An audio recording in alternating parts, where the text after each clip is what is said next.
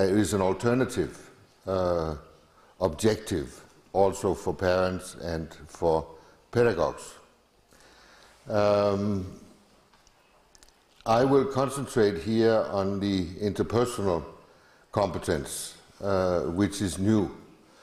And it's not only new in the school, it is absolutely absent from the education of teachers. Somehow we have had the assumption that because you are an adult and because you have some kind of education, then you can also take leadership in a constructive way over groups of children. When I started university, our psychology professor was looking over a big crowd like this, and he said, well, congratulations, in 3 years, 4 years, most of you are going to be teachers. I'm sorry to say that about 60% of you will never be successful, but the rest of you, I wish luck.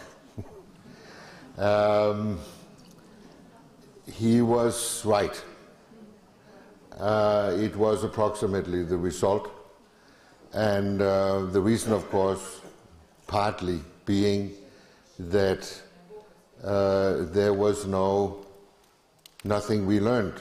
We learned a lot about our subjects. We learned a lot about developmental psychology, little about the psychology of learning. We learned no social psychology. We had no skills that were trained or came into practice. When we talk about relational competence now, it is due to the fact that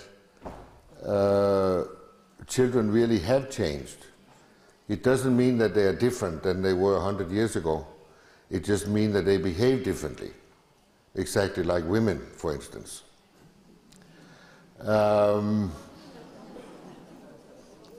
And for the same reasons, I would like to say. But some things have really changed. One is that the children that are born today, yesterday, 10 years ago even, do no longer have a local identity. They don't have the identity of Bled or Ljubljana or even Slovenia.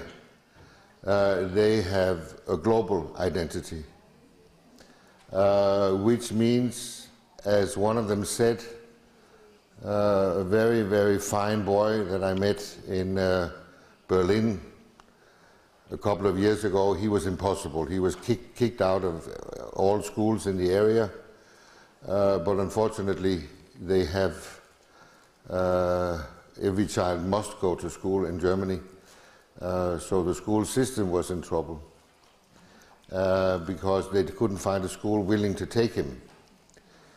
And he was about this big. And his father was an American soldier, and a black American, and mother was a German woman. So he was little. He was like chocolate colored, charming, beautiful boy, and he came to see me, and he was speaking English because my German was not good enough at the time.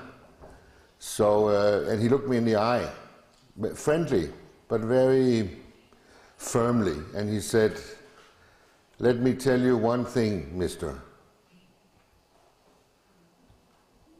I ain't gonna take no more shit from nobody, never, ever again."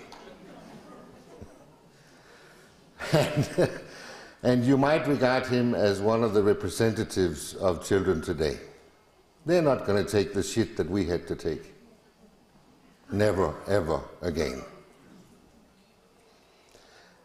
And the problem is that the culture of school all over the world has been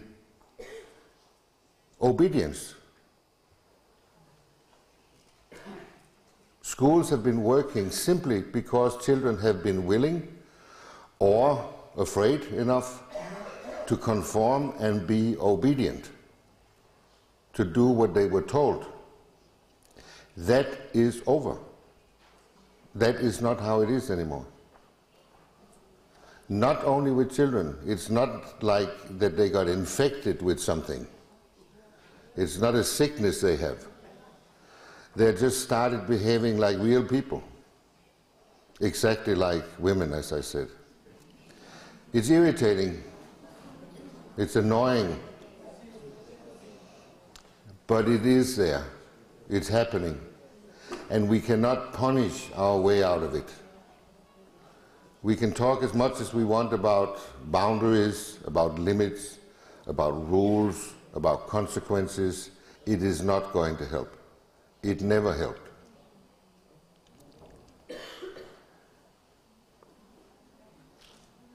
And if they don't know what to say, they will go on the internet.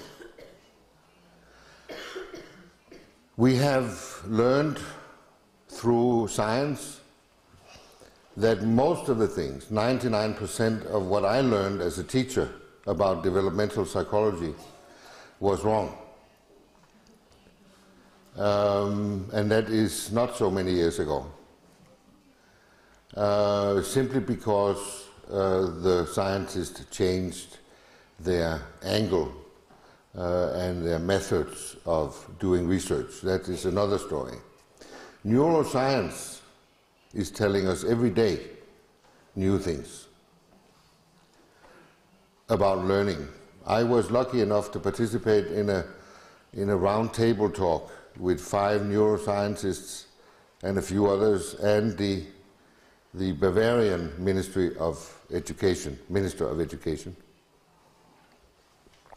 And when the scientists had said, if we look into children's brains, and from what we know about children's brains in learning processes, this is how schools, now it's German, this is how schools should be.